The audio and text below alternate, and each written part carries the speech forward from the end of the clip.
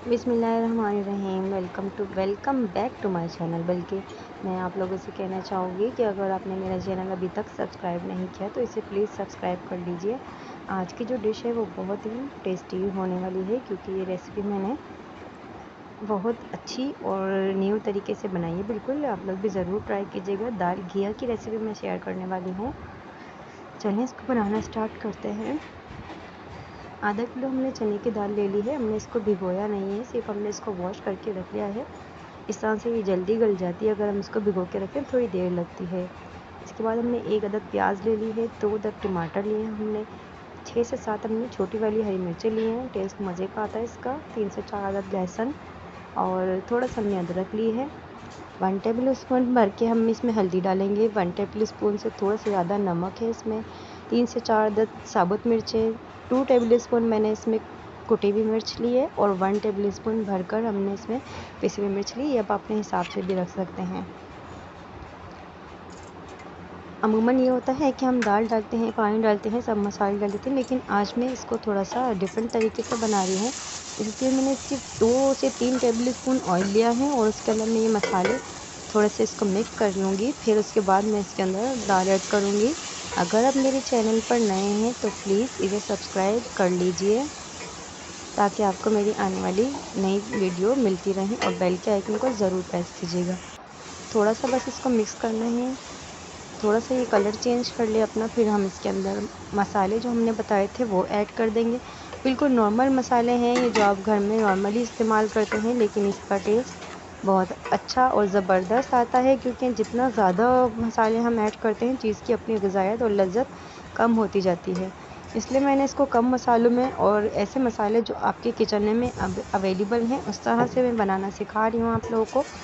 पानी ऐड कर दिया हमने थोड़ा सा, ताकि ये मसाले थोड़े से पक जाएं।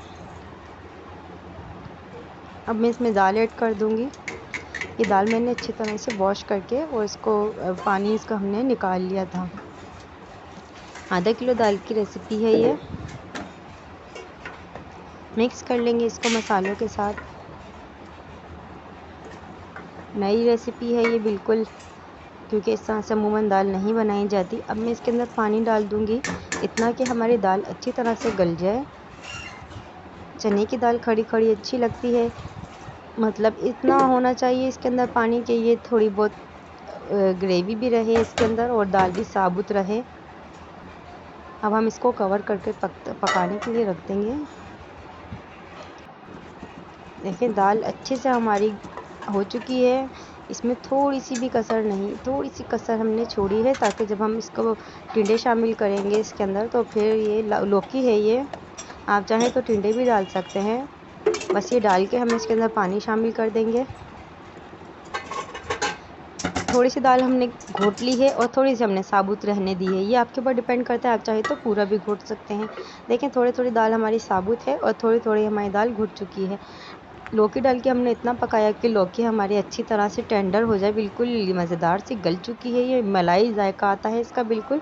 अब हम इसका बघार तैयार कर लेते हैं। प्याज का बघार लगेगा, क्योंकि चने की दाल में हमेशा प्याज का ही बघार लगाया जाता है, लेकिन मुझे लहसुन पसंद है तो मैंने दोनों चीज़ें इसके अंदर ऐड की हैं, लहसुन भी और प्याज भी। अब मैं ज़ीरा डाल रही हूँ इसके अंदर। 1 टेबल स्पून मैंने इसमें ज़ीरा शामिल किया है। इसमें मैंने पुदीना डाल दिया है पहले ही। पुदीना डालकर अगर आप मिक्स कर देंगे तो कभी भी पुदीने का कलर और खुशबू ख़राब नहीं होगी। उसके बाद आप बघार लगाएं तो वो मज़ेदार ग्रीन सा ही रहता है। देखें आप कितना मज़ेदार और कलरफुल सा इसका रिज़ल्ट आया है, और ये वाकई बहुत टेस्टी बनी है। आप इसको सलाद के साथ भी सर्व कर सकते हैं, आप चाहें तो चावल के साथ भी सर्व कर सकते हैं। मिलती हूँ आपसे नेक्स्ट वीडियो में। अल्लाह हाफ़िज़।